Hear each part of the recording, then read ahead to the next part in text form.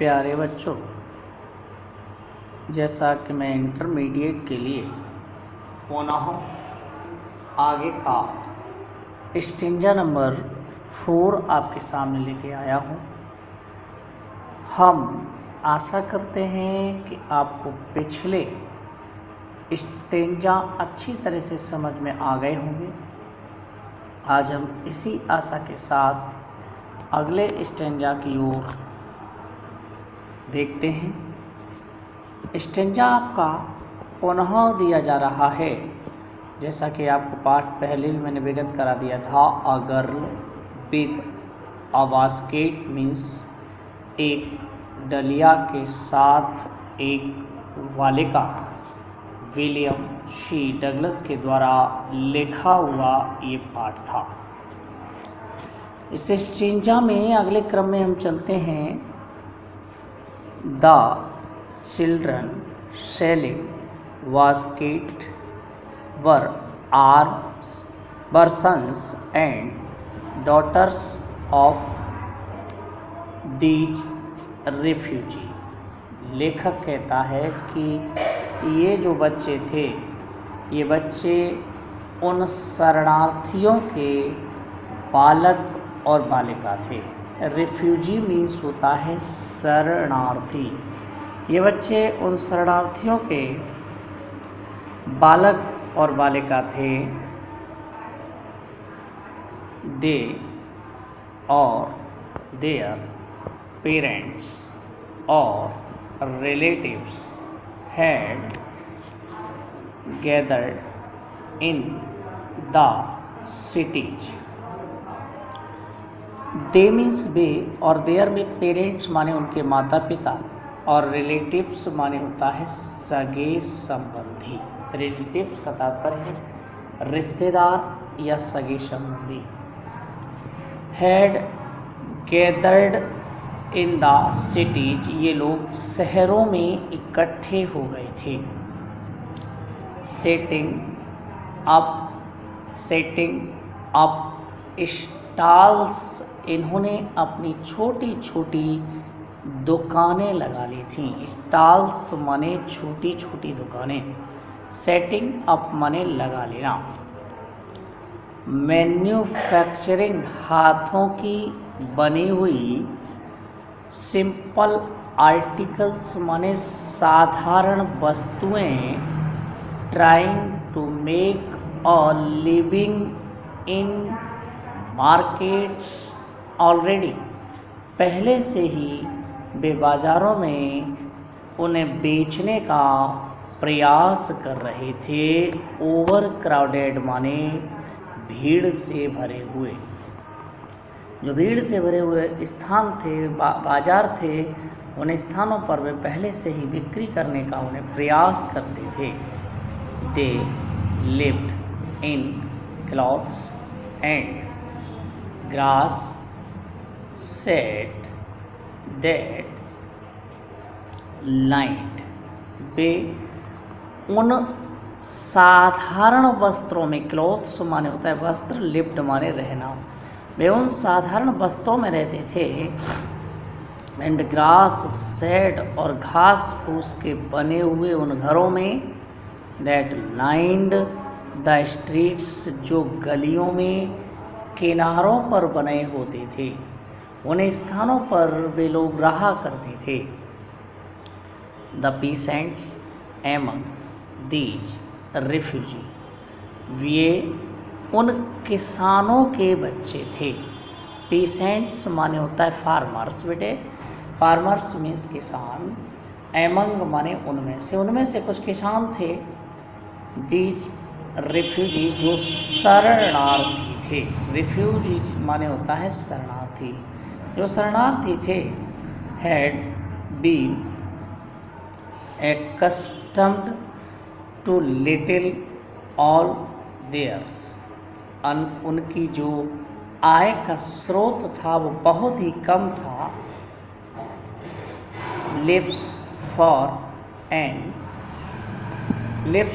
N annual income, उनकी आय बहुत ही कम थी। एनुअल इनकम माने होती है वार्षिक आय।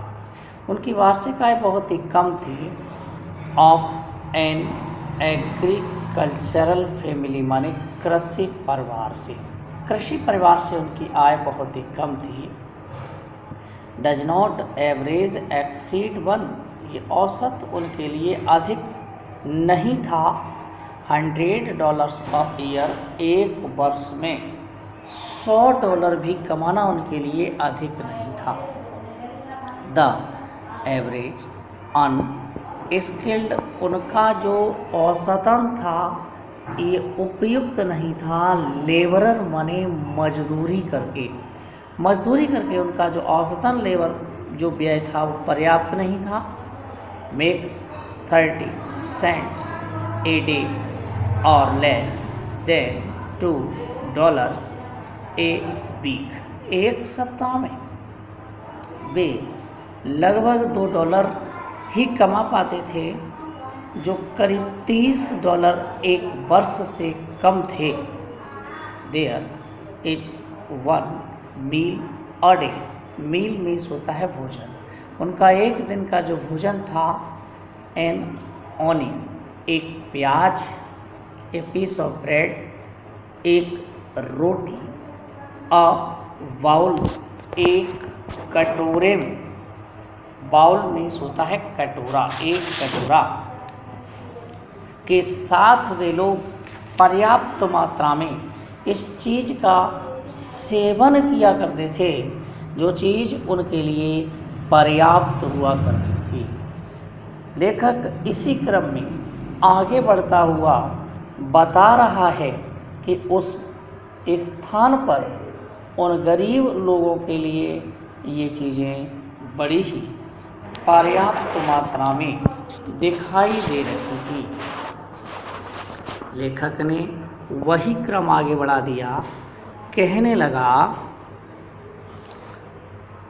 अ पल्स विद, जो केवल दूध के साथ, पल्स माने दाल, एक कटोरे दाल, उनके साथ दूध भी पर्याप्त उनके लिए था।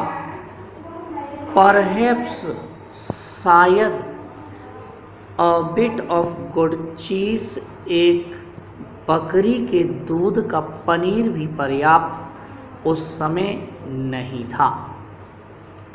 नो टी, न तो उनके पास उस समय चाय थी, नो कॉफ़ी, न काफ़ी थी, नो फैट, न घी था, नो स्वीट्स, न मिठाइयाँ थीं, नो मीट, न उस समय मांस और मदिरा थे।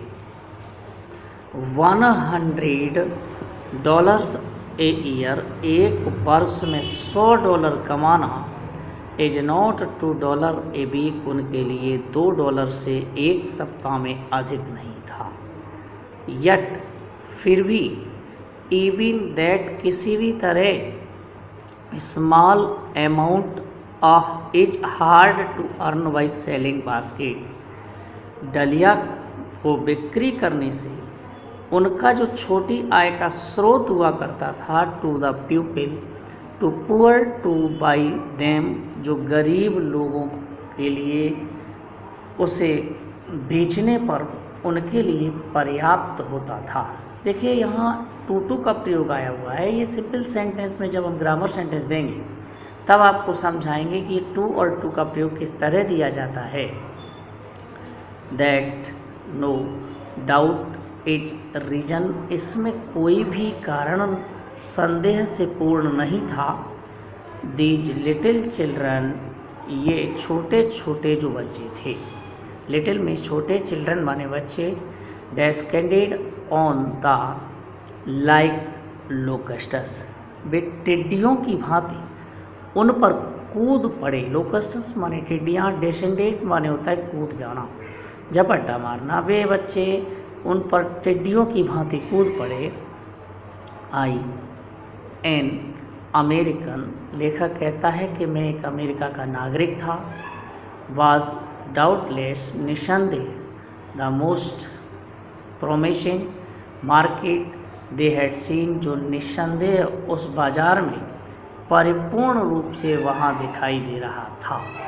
लेखक इस विचार को करने लगा कि मैं उन लोगों के साथ परिपूर्ण रूप से इस बाजार में अकेला एक ऐसा व्यक्ति था जो उनके सम्मुख पेश आ रहा था। प्यारे बच्चों, ये स्टेंजा मैंने आपको फिर दे दिया। आसान्वित हैं हम कि शायद आपको ये स्टेंजा फिर अच्छी तरह से समझ में आ गया होगा, और इसी क्रम के साथ हम आगे कल नया फिर प्रेषित करेंगे वीडियो। अगर आपको ये पसंद आए तो आप इसे लाइक कीजिए, जिससे हम आपके साथ नया और कुछ पैराग्राफ देने के साथ साथ अर्थक मेहनत भी करते रहें।